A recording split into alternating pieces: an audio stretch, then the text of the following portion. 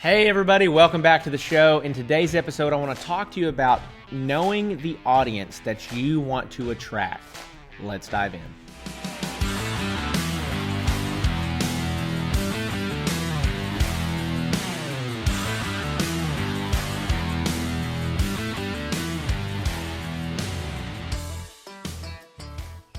All right, everyone, welcome back to the show. Thank you so much for your time and your attention. Today, I want to talk to you specifically about knowing your audience, about knowing the audience that you're trying to attract.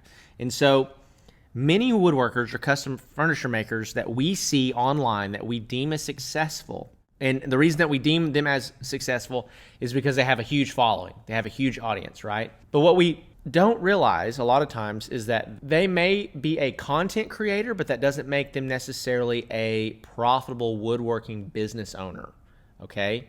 So, and there's nothing wrong with either one of these things. It just depends on your goals. But I want to talk to you today specifically about how to create content that will attract the people that you want, okay?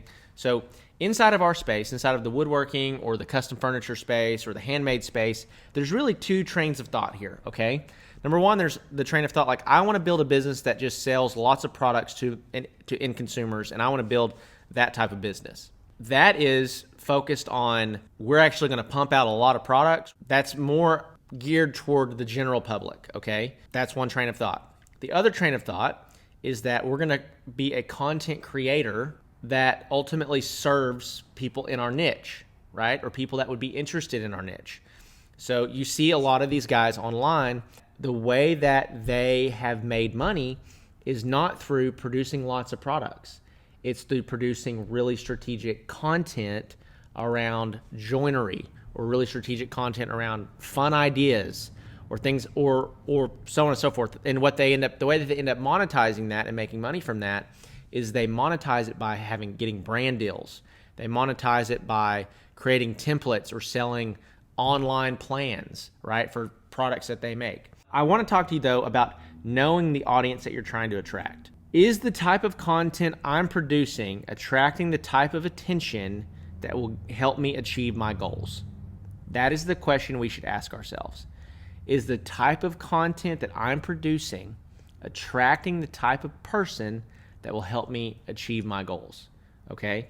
So I'm not here to say that one of these is right and one of these is wrong. That's not my place. There's a lot of guys that are killing the game by just producing content that serves the woodworking audience, woodworking community, and they focus their attention on trying to get brand deals with big brand companies, Festool, Powermatic, Grizzly. You know, one of the guys that I follow, he has a brand deal with like Timberland boots or something like that, right?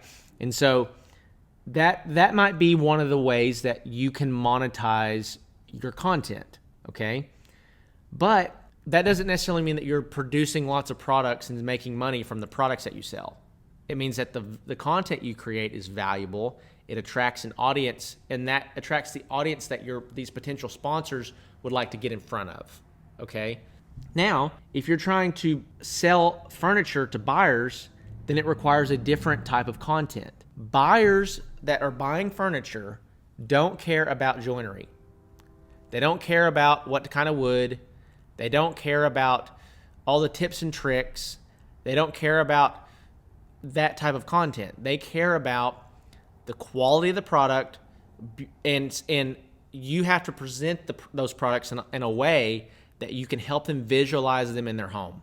That was one of the main things I learned when I was working for it was a home decor company that produced signs, wall art, wall decor. And if you just put a picture up of the picture or of the sign, nobody would buy it. But if you staged a beautiful room and had it there, or had a cute little girl holding it like one of their kids, then it would sell like crazy. And it was because you created an atmosphere for buying. You gave them the ability to visualize how this would look in their home, et cetera, et cetera, et cetera. So most of the guys that are online that we deem as successful don't sell products consistently. They produce content consistently and focus their attention toward brand deals, selling templates, et cetera, et cetera.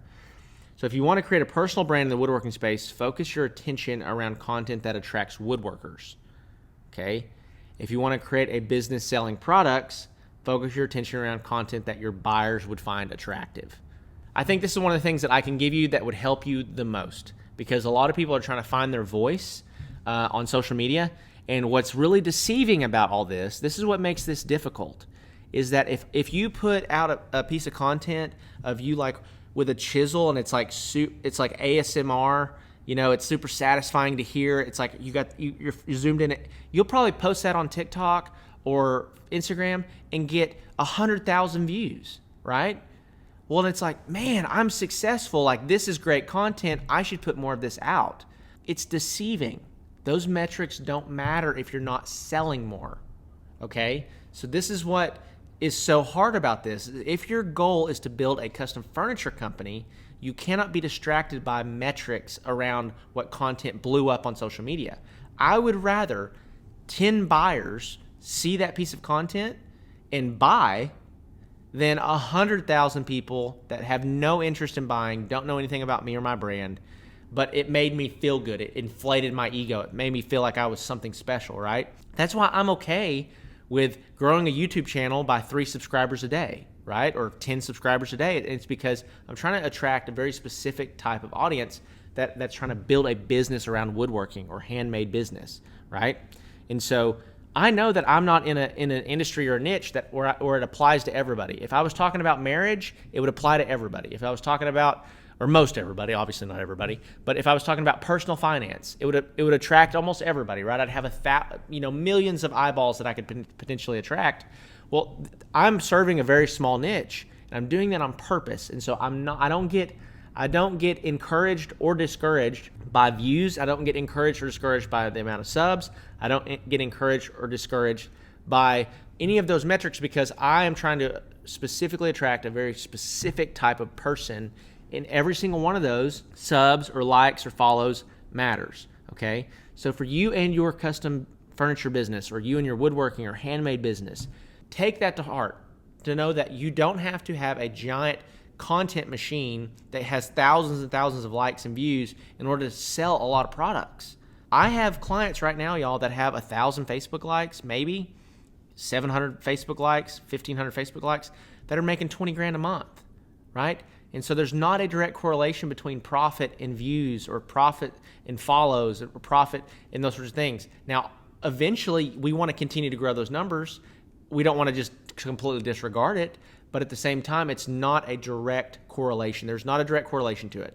Now, if you had 1 million people following you, and you could anytime you said something, somebody would buy something, right? So we want to continually grow our audience. We want to continually grow our brand, but it's more important, especially out of the gate, that you get cash flow. You need cash flow to continue to grow. Like, the only reason that I can afford to create this type of content and produce a YouTube channel and produce a podcast is because I created cash flow first that has allowed me to do this. And so I wanted to really make it very clear in this video about knowing your audience and producing content that resonates with your audience and the people that you're trying to attract. If you're trying to be an influencer in this space, then go for it. Like, produce that kind of content, focus on your brand deals, sell digital products online. You can do that. But if you're trying to build a physical, tangible product business, then what you need to do is you need to produce content that's going to resonate with those buyers. And those buyers want to see beauty shots. They want to see it staged in a room. They want to see the grain of the wood. They want to see the end goal product more than they care about the process. The process does matter. You should share the process. I'm not saying you shouldn't share it, but it's not that is not what's going to ultimately drive buying decisions. What's going to drive buying decisions is that product going to look beautiful in my home, and can I depend on it to last? Okay. So with that being said, I'm going to wrap up this episode. If this is beneficial to you, if this is helpful, if this unlocks something in your mind, let me know in the comments below. I'd love to connect with you. I try to reply to almost every comment that I get and have a one-on-one relationship with you. Also, be sure to subscribe. Be sure to subscribe to the channel, because we focus all of our time and our attention around the business aspect of growing a woodworking or handmade or custom furniture business. So with that being said, I love you guys. Thank you so much for your love and your support, and I'll see you in the next one.